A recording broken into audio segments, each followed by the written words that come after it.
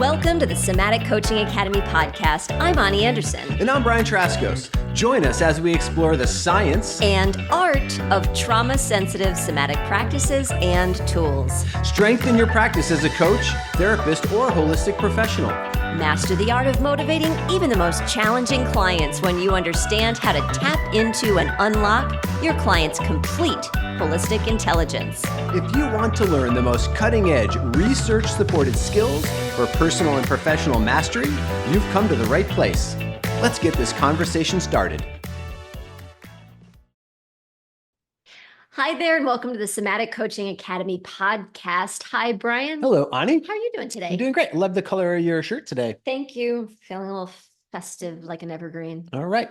Nice. So, it's podcast day. It's podcast day. Yay. It's much fun. Here we are on our part three of our 4-part series on top questions. Yeah. I think that was a different theme music than you used last I'm week. trying out different stuff. Okay, so who's our top question candidate this week? Today, these are the top 10 questions that women's health and empowerment coaches have about somatic coaching.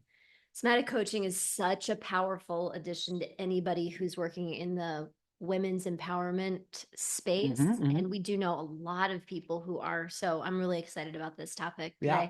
Before I launch into some kind of soapbox, because I certainly could, let's get to the first question. Let's get to that first question. Just jump in. Okay, so how can somatic coaching enhance my current work in empowering women and building self-worth? Oh my gosh, it's so important. I mean, just from the standpoint of when we work with somatic stuff, we're working with the nervous system. And I think one of the things that not every single person knows about, that I think every single person should know about, is when we're talking about creating change and empowerment, and we're talking about creating better self-worth and confidence. We're talking about helping you to build your nervous system function. We're talking about helping to become regulated in your nervous system. Know what that even is, Brian. I think that's a conversation that in the women's empowerment space would be incredibly empowering to be having with every single person. Let's talk about nervous system regulation, what that is, and what it feels like. And I think that's kind of the entry into this conversation, the entry into the land of somatics when it comes to women's empowerment. But as we go through the trajectory, one of the next biggest things that comes to me is the real, true, embodied experience of choice.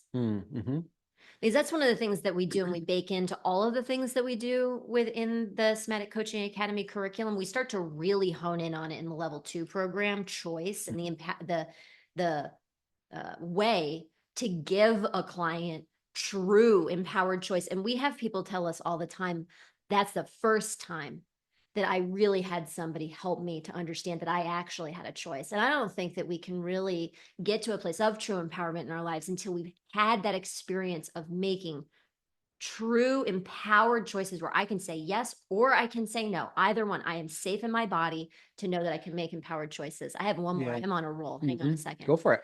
The other thing that occurs to me is the importance of understanding core wounding, Brian.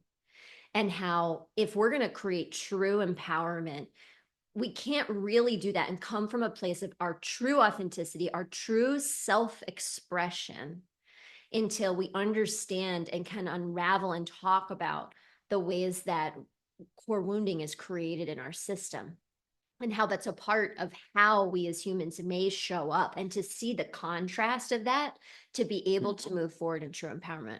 Yeah, 100%. Just picking up on that and how core wounding is wired into our physiology, wired into our somatic, right? So wired in, and oftentimes working with an empowerment, and I don't specifically work a lot in women's empowerment. I mean, I work kind of more globally, so I'm going to lean on you a lot more in terms of the women specific experience, because I don't know the experience specifically of women, because I'm not I don't identify that way.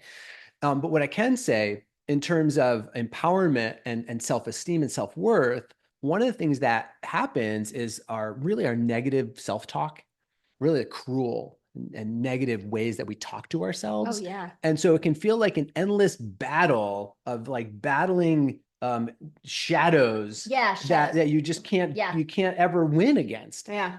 because we're just being bombarded with all that negative talk. And yet I think a lot of times that's where we try to engage, is on the level of Yeah. trying to battle with my negative self-talk, Yeah. where the somatic coaching goes into the core work. And as we change nervous system regulation, empowerment internally, we start to change patterns within our physiology. The negative self-talk kind of starts taking care of itself, because the negative self-talk is really simply a projection of what's going on in the physiology and the nervous system itself. Yeah. So, yeah.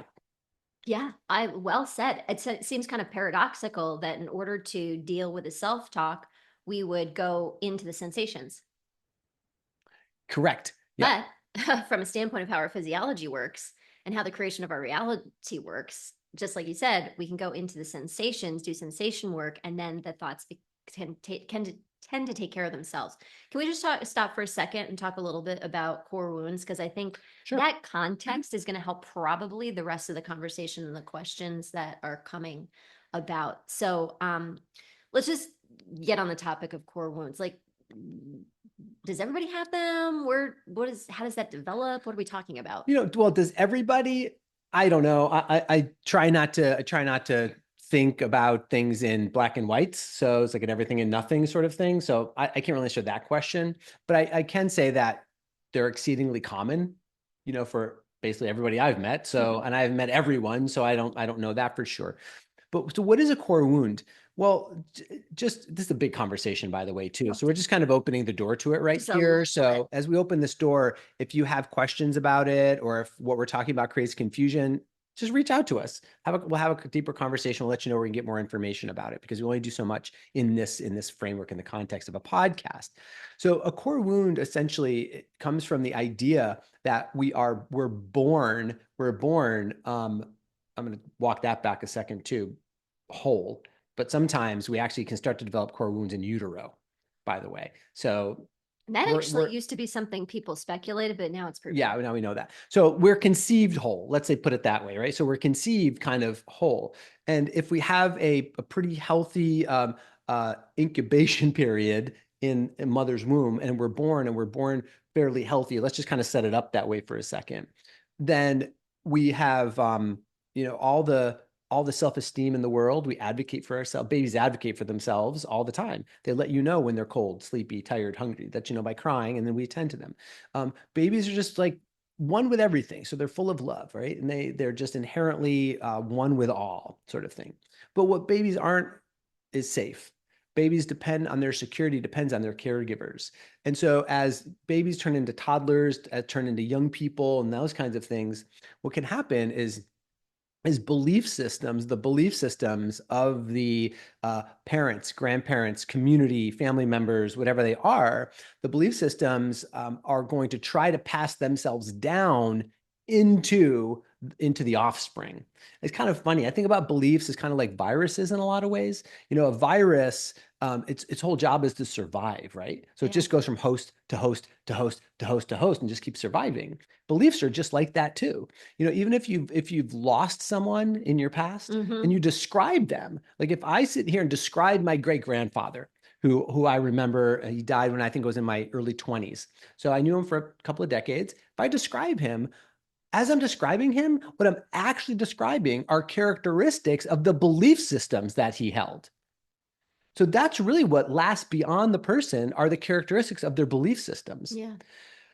So when we're remembering somebody, what we're really remembering is the belief that gets passed down. And what we're adopting from them are the beliefs. So when someone says you're just like your grandfather, or you're just like your mother, what they're really saying is your belief system, like you are actually their belief systems. Mm-hmm. So what exists beyond any one of us are beliefs. They just keep passing themselves down.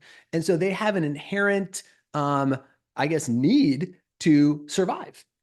And so the way that belief systems get passed down through generations is through things like manipulation and punishment primarily. And that manipulation and punishment that's associated with transferring the belief system results in a wound. for a child. And that wound, if it happens before the ages of, actually before 14, really. Yeah. I mean, our brain develops differently between ages Sure. 7 and then 14 and then beyond. But Yeah. usually beneath the age of 14 is kind of the critical period for someone. If the belief transference happens in profound ways in that amount of time, it can create a wound or a core pattern, if you will, a core pattern in the person's, in the child's physiology. And that core wound could be associated with like lack of self-worth, essentially. And so basically that not whole self, not whole worth, right, becomes a lack of it. That's a wound. A wound is something that's not whole, if you will. Right. So is So that helpful in it having really that is helpful, conversation? and I'm glad that we had the conversation, because one of the things I think as women's empowerment experts and coaches that we need to keep in mind is not only are we helping these individual women to repattern and reprogram themselves, but through the process of repatterning and reprogramming each individual woman, we are repatterning and reprogramming the collective of what it means to be a woman. And those things have been passed down, like you told us about, so that they're held within each of us. And it's not held in this way that is just, the thoughts that are swimming around in our head. It lives through our physiology. And I'm just passionate about how important the somatic work is, no matter how much of it you want to do. You want to do just a little bit of it, or you want to become a full-blown expert in it, but how important it is in women's empowerment work for us to be able to detangle these collective patterns that, by the way, don't just affect women, of course, they affect all of us with how we treat women, how we think about women, how we are with women, how we are with ourselves and in relationships. Yeah, absolutely. So some of the questions that we've gotten to will actually keep coming back to some of these points, by the way. Right. So it's going to feel like we may be coming back here a bunch because they kind of all work together this way. So a next question we have is, how can somatic coaching support women struggling with self-esteem and self-acceptance?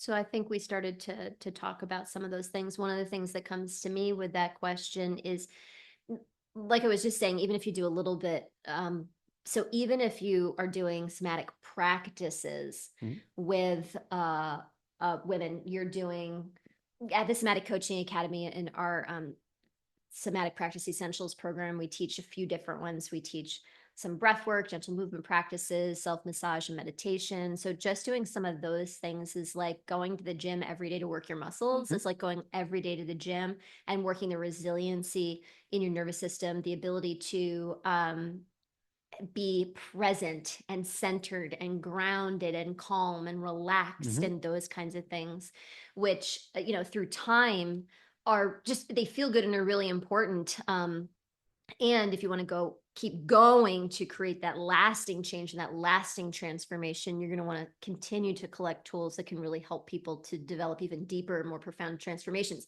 even if we're helping people and women to really bolster their nervous system with somatic practices. That is just awesome. Yeah, and just to circle back around again, and I think we're probably going to circle past here a few times in this podcast, is that the self-esteem issues and the self-acceptance issues don't just live in a person's head.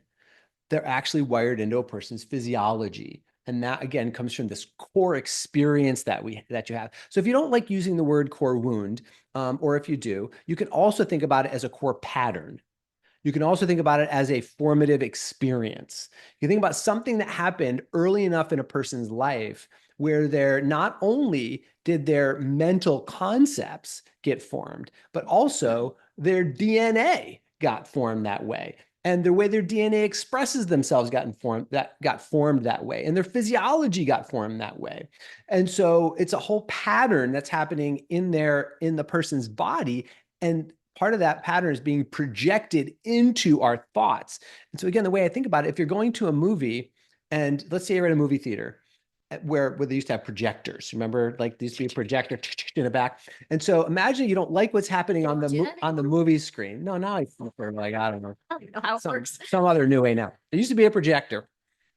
And what if you're in the movie theater and you don't like what's going on the screen and you run up to the screen And on the screen, you're like trying to like, don't do that. And you're trying to stop it on the screen and it doesn't change. You got to go back to the projector to actually turn off the projector and then the movie turns off. And so often when we're doing coaching work, we're again trying to We're get yelling at the people to screen. yell at the screen and think that we're going to get an effect. And we're working with the projection, not the core stuff that's underneath it. And the core stuff is in a physiological pattern. So when we're doing somatic practices and somatic coaching, we're working with the physiological patterns themselves. It allows you to put a different reel on the movie projector and then play a different movie. How about this? That projector, by the way, is projecting through your physiology every 10th of a second Yeah. or so. It's like, yeah. Every 10th of a second. Mm-hmm. So how about that? Yeah, That how is about that? wild. So here we go. Okay, so next question. How can somatic coaching help women who have challenges with weight? Uh, I gotta be honest, from my own personal experience with weight and somatic work, um, it's never actually a weight problem. Every client I have had who tells me they want to work on weight, they know exactly what habits Mm. can help to create healthy weight with exercise, getting good sleep, diet. Like people understand that it's no mystery. Every single time with the weight stuff, there's something deeper going on, like you're talking about, and getting to the projections. And a lot of times those projections are really wrapped up with emotional stuff. And I'm trying to think every single like I'm going to say most because I can't think of everybody in my head right now. But the most of the people, most of the women who I've worked with who've had weight issues, I really want to say all have already been to therapy, Brian. So they've already been to therapy. They've already worked and for years, lifetimes worth of therapy. And out there in the world, we hear that coaches aren't supposed to or don't necessarily work with emotions. That's a therapist's um, lane. And the reality is that's not necessarily true. Coaches work with emotions all the time. They may or may not be well equipped to do it. And when we start to work with the body components, even when people have had years and years worth of therapy, we start to work with the body components. And what we find is there's things to unravel within the body that help a person to then blossom. And honestly, I got to tell you, they don't even care about the weight so much. They really care about being healthy. They Mm-hmm. care about the relationships that they're able to have when they feel like they have a healthier weight and things like that. But there's always deeper issues. One of the most powerful things that can happen within the context of a safe and trusting coaching relationship is a person can get in touch in the present moment with their body in a way that they can confront the sensations Mm-hmm. that are scary and have a witness and another person safely trauma informed there with them to sit with uncomfortable sensations that are actually preventing them from moving forward in their weight loss journey. Yep. Great answer. Love it. Love it. Thanks. Great answer. All right. Next question. What trauma sensitive practices are included to ensure safety when addressing sensitive topics? Want to talk about Yeah, that a little? sure. So whenever we're working with people, just a segue from where you were just kind of talking about weight, chronic weight challenges as being an issue, and a lot of it being fostered or entangled with emotional issues. And a lot of those emotional issues can come from obviously past history of trauma, right? So Yeah, you've got a lot of that kind of puts itself a lot. snowballs into a result of having weight challenges for somebody. So a lot of times you get all those types of things kind of wrap themselves together. So when we're working with people in empowerment or with weight challenges, with women empowerment, I think you already spoke pretty eloquently in some degree to the unique challenges that women endure in our life around trauma and traumatic past, generationally, ancestrally, currently, like all kinds of things, right? There's things that women experience that men just certainly they just cannot understand. Right. Unique to be in women. So, and a lot of times those challenges are rooted in trauma. So I'm just going to bring it back to understanding Really are. that the likelihood, if you're doing work in women's empowerment, that the challenges that your clients are dealing with are rooted in trauma are quite high. Can I say something about that real Yeah. quick? I don't work specifically in my own private practice, nor have I ever specifically with people who have diagnoses or abuse histories. I have never put that on my business card. I have always worked in optimization for the past 12 years, specifically in business growth. And Brian, uh, I, uh, most of the clients that I serve have some kind of trauma history that is standing in the way of them being able to be the people they want to be, have the things that they want to do, have the things they want to have, and do the things that they want to do in the world. And they're not coming to me specifically because of that, but because of the trauma sensitivity that I have my methods.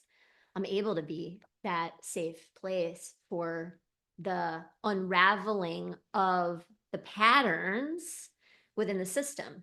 I'm not doing therapy. We're not talking about the past memories, but I'm unraveling the subconscious programming and rewiring their nervous system for true empowerment. Yeah. And in the course of that, and in the course of that rewiring, it's kind of like if someone's doing some structural work on the side of a building. So, right. So if say on the side of a brick building, the brick needs to be redone. And what do you see? You see scaffolding go up, right? Scaffolding goes up to support the work on the building. You don't just go up there and start whacking away on the bricks, because if you don't put scaffolding up and you put other security measures in place, by taking out parts of the brick, the building could fall down. That's a really good example. Right. So you have to support the building while you're doing the work to create a new building. And that's what we use with safety anchors. So whenever we're Yeah. doing work, even if we even suspect at all, and again, we've just laid out what Ani said, she doesn't put on her billboard that she works with people who've experienced diagnoses for trauma, but she's working with people for empowerment, performance, optimization. And at the same time, the things that are standing in the way of the folks are trauma histories. So for Ani to know that ahead of time, she might think, God, okay, so if I'm going to start dismantling an old pattern, it's like Yes. taking the bricks down on the side of the building. So I need to have 100%. scaffolding in place to protect the 100%. person's building from not falling all down. Yep. And so the scaffolding are these anchors that we use, right? So we create stabilization anchors, stabilization points for a person to be able to keep coming back to as those transformations are occurring, because they don't just happen all at once. They happen over a course of weeks, months sort of thing as you're doing a program with people, correct? Yeah. Like, it's not, you just don't one day get up there and like change off the side of a building and it's all done. It takes time to kind of work through that and figure it out. Listen, Brian, as you're talking, I'm realizing one of the things that we need to understand when we watch women not changing is their subconscious mind is not going to let them fall apart when they have kids to take care of, when they have a job to take care of, when they have elderly parents to take care of, and all of these things that women hold. Mm-hmm. And their system is not actually going to allow them to fall apart. So if they're not changing, one of the very smart things that their system may be putting in place is they know very well there's not enough scaffolding in that program, and their psyche is not going to let them change. Yes. Very well put. And that's not Very the well fault of the woman. correct. That does not mean that she is broken. But you know what a lot of women are going to do? They're going to go through a program and they're not going to get a result. And at the end of it, they're not going to say anything about the program or whatever. And they certainly aren't going to know about the things that Brian's talking about, the scaffolding. At the end of the program, a woman who doesn't succeed says, I'm broken.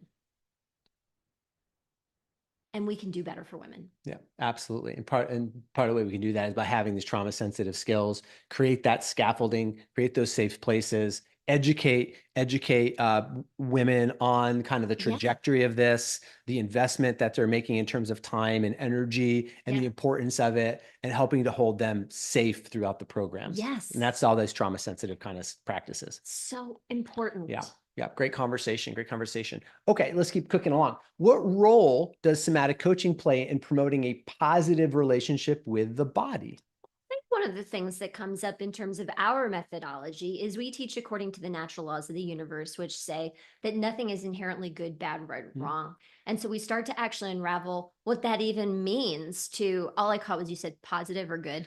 Yeah, positive relationship with the body. Right. So we start to even unravel even what good and means and bad means and positive means and negative means. We start to just take all of that very judgmental energy and look at it in a totally different way. Because when we look at having a relationship with other people, and with the world and with ourselves through the lens of the natural laws, we actually come into a real relationship, a whole relationship, Mhm. an empowered relationship, rather than trying to have a positive relationship. We see a ton of toxic positivity out there too. And it can be really damaging, I think, especially in the women's empowerment space. To really be able to create change, women have to be empowered in their no and in their emotions and in whatever comes up. And we have so much judgment about ourselves, about what's positive and negative and good and bad and right and wrong. So using the natural laws is a really powerful way to help people to step into true alignment that's not polarized. Yeah, I would continue on that idea as well, Ani, with the idea of pattern deconstruction and reconstruction too. Mm-hmm. Oftentimes, our negative relationships with our bodies are baked into a pattern, and you could call this a core pattern, core wound, just kind of going back. But every physiological pattern has four parts: sensations, thoughts, words, and actions. And you know, internally, you can't see somebody else's sensations and thoughts, right? Yeah. But you can hear their words and see their actions. So the words and the actions are like, if we're looking at that iceberg kind of thing, that's above the water, and the thoughts and sensations are below the water. In other words, I can't see them when you're experiencing them, but all four parts of them are there for a pattern. And oftentimes, again, those negative relationships, we want to tackle the thought part or the action part potentially, or the words we use, but not many people are diving into that sensation area Yeah, to exactly. deconstruct it and then reconstruct a more positive formulation. So I really love the idea of the pattern deconstruction, reconstruction to help people have more positive relationships with their bodies. Absolutely. One of the things we've been finding this year specifically as we've been working with women in one of our group programs is how likely we are actually to have undesired sensations around things that quote unquote should feel good, and how we have patterns of self-punishment in place that Mm-hmm. prevent us from having the things that we really want to have and feeling good and actually feeling better in our bodies. And what you're saying about deconstructing patterns, one of the biggest patterns this year specifically that I've been noticing with our clients and students is rewiring those patterns of self-punishment so that people can Yeah. actually accept feeling better in their bodies and raise their set point for everything: wealth, abundance, health, and everything. Yeah, yeah, great. Next question. Next question. Keep moving along here. Will these techniques empower women to manage emotional challenges more independently? I 100%. think that that's an interesting thing at the end, more independently. Oh, that's actually, yeah, maybe you just caught me with something. Okay, go ahead. What are you thinking? Well, I mean, I was just thinking the way that that's phrased is that um, there's always this balance of relational dynamics. Yes. Is anything ever truly independent, Yeah, sort of totally. thing? I mean, Totally. you could be living on a desert island and you're still really not independent Yeah. of the environment that you're living in. Yeah. So I don't know, just I don't know if I have an answer for that. It's No, just I the think, question caught me of that's interesting because it's like, will these techniques empower women to manage emotional challenges? yeah, Yes, more independently. right. I just think it's interesting the way that that question is asked. I love it. I love the way you're answering it. Is that how we want to think about life? And I think that that's one of the things that as we work with women's empowerment, we get to be in this place where it's not just experts like us standing up here telling you what is, but that we actually get to be in a co-collaborative environment where we're asking questions that don't have answers, and we're coming up with co-collaborative ways Mhm. and creative solutions to them. So like, I wonder, I love the way that you approach that question. Yeah, and as we're here, I'm still thinking about it a little bit too. Is that I think oftentimes in empowerment and women's empowerment, that when we think about that idea of independent but also relational with the environment, that sometimes this isn't just for women too, this is all humans, is that when we feel emotionally challenged or threatened, that our instinct is to reflexively try to change the environment Mm. because we feel emotionally threatened. I'm not saying, by the way, that that's always a wrong thing to do. However, it also leaves us in a place, believe it or not, of diminishment or disempowerment, because then where we're still feeding Mhm. into is that the environment is causing me to feel the way I feel. The environment is causing me to feel the way I feel. Now, Right. with saying that, I'm also not saying Totally. that the environment doesn't have something to do with it. Absolutely. It's a both It's and a kind of both situation. and that when we really work on self-empowerment, when we really kind of build ourselves up from the inside, do that core wound healing work and start to transform ourselves internally for these deeper patterns, then we take actions in the world that naturally change the environment, Hmm. and our tolerance to be in toxic environments goes way down. What I mean by is we don't tolerate toxic environments as much anymore, Sure. And and we we attract step them less as well. exactly. So there's this back and forth. So we have to be careful that if we're in the world and we're always upset with what's going on in the world, and we're always trying to change what's going on outside of us, then we're actually disempowering ourselves in a Hmm. lot of ways. Hmm. And just to go back to this independent kind of thing, and that, changing what's going on within ourselves is actually best done not alone in our room with the door closed. Correct. Yeah. It's better done within the context of safe relationships. Safe relationship, safe community, so that you can work in a kind of a balance of changing the outside and the inside together, And right? They work hand in hand. watching reflection, and actually we change better in community because we're able to accept in uh more readily through our subconscious mind change when we see that we're being accepted by the people around us. Yeah. Yeah. Great conversation. Yeah. Okay, how can I communicate the value of somatic coaching techniques to clients who may be skeptical? Boy, we get So, this question a lot, okay, don't we? apparently. So, actually, we talked about this in the last two podcasts. So, maybe if this is really a burning question for you, go ahead and check out both of those because we answered the question a little bit differently in both of them. Is there Mhm. anything that you wanted to expound upon? I think just the basic answer that I have for people that are skeptical is ask questions about people, find out what their desires are, what their goals are, and then identify the gap between where they want to go and what they're currently experiencing right now. And then help them experience simple tools to walk just a little bit further in that direction. And when you can just give people the tools to walk a little further in that direction and to give them an experience of how profound the somatic techniques can be, oftentimes that reduces the level of skepticism. I have something to add as well. In terms of women's empowerment specifically, I have helped a lot of women overcome patterns of self judgment about their own concern for being weird, black sheep, Mm. not normal, off, whatever words you want to put. And when we really can claim our uniqueness and our authenticity, a lot of times we're going to have to confront our own fear of the Mm. the judgment of being weird. And so, can somatic techniques help you do that? I would say better than any of them. And when you do that, it was actually just kind of like we were talking about with that previous question, but when you do that work within yourself, all of a sudden you'll see that you're not attracting people who are skeptical like Yes, at yes, all. yeah, Like that's so you're true. actually attracting people who are super magnetized to you Yeah, yeah, it's so true. because clarity, confidence, and authenticity is super compelling and magnetizing. Yeah. Yeah, that's so true. And I'm just not specifically a women's empowerment kind of thing, but my own experience. I remember when I was working inside of the healthcare system as a PT, and as I was making that transition into more body mind kind of work, Yeah. when meditation was weird, still weird sort Yeah. of thing at that point in time, 20 years ago. Yeah.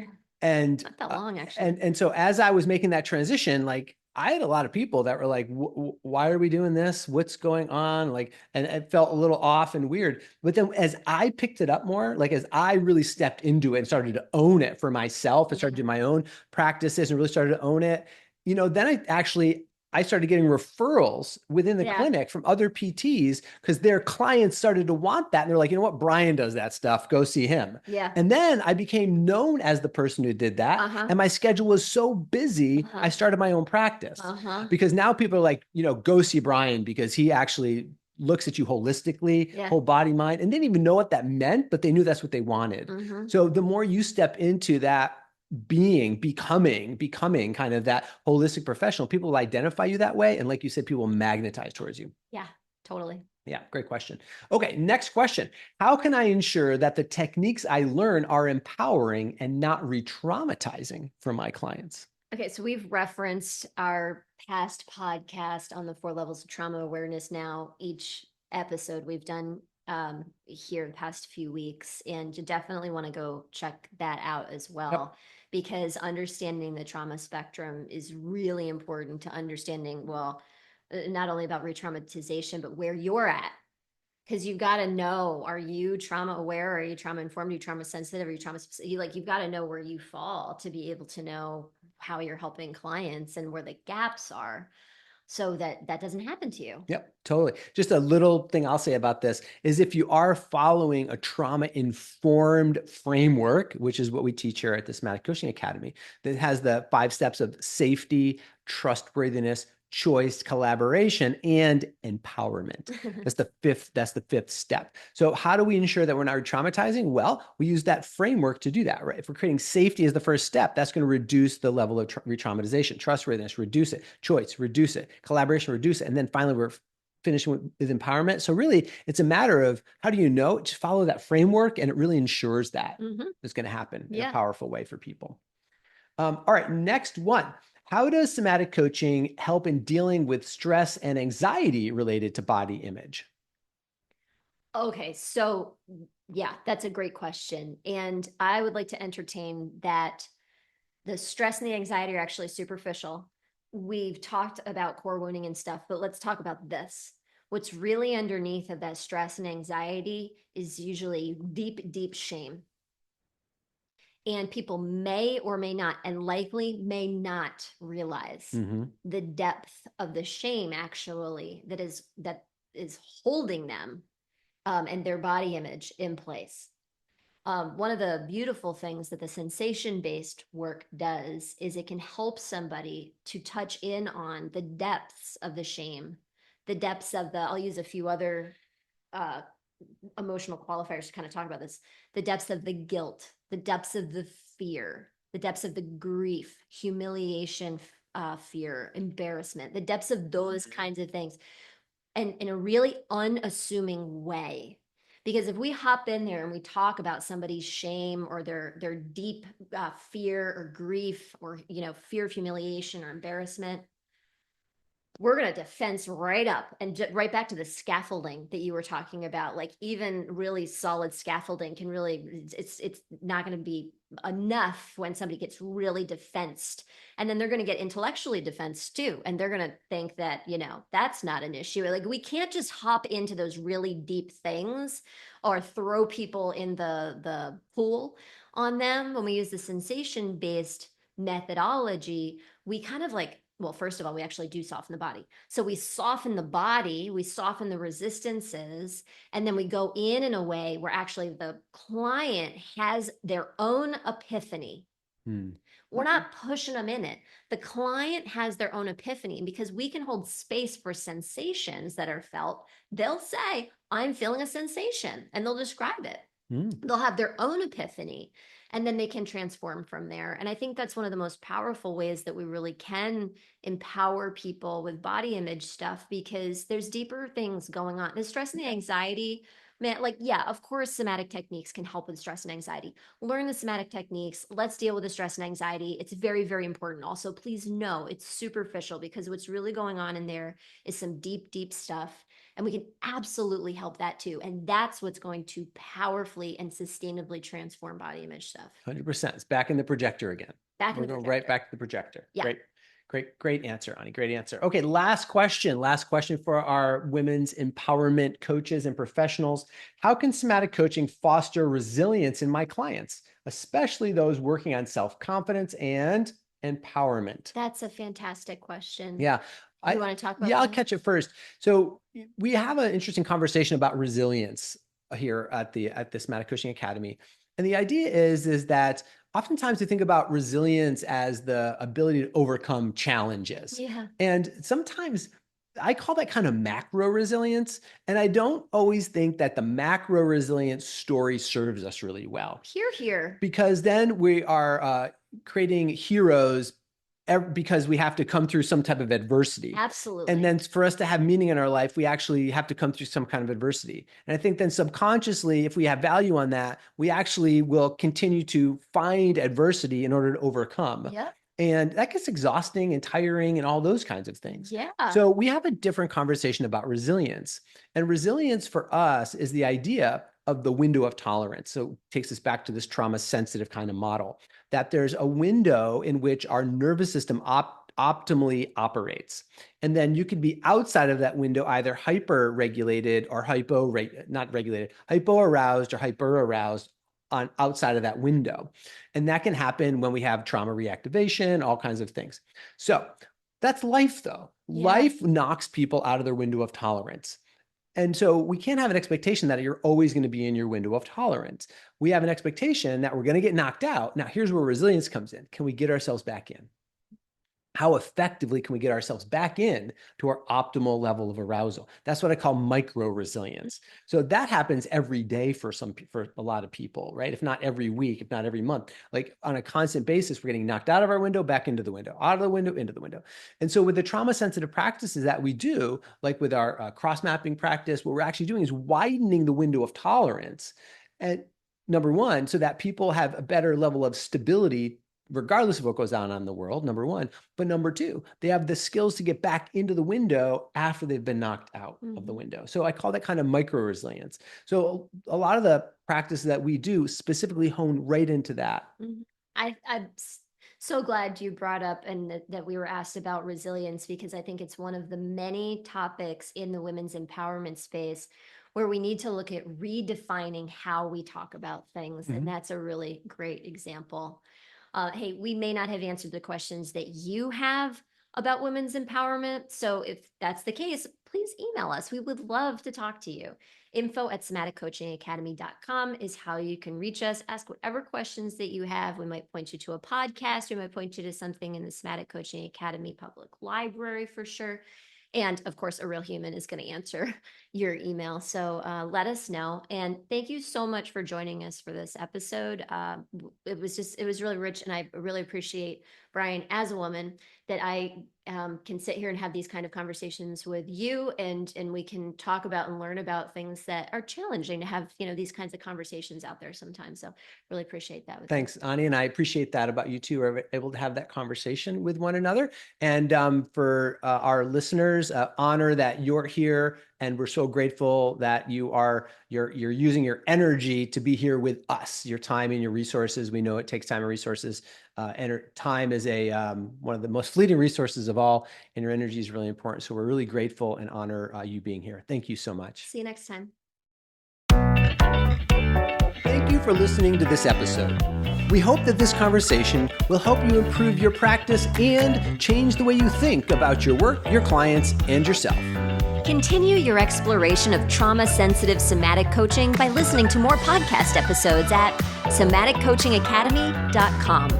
You could be the trusted guide that people turn to help them with their most challenging situations and to reach their most precious goals. Thank you for joining us. We'll see you next time.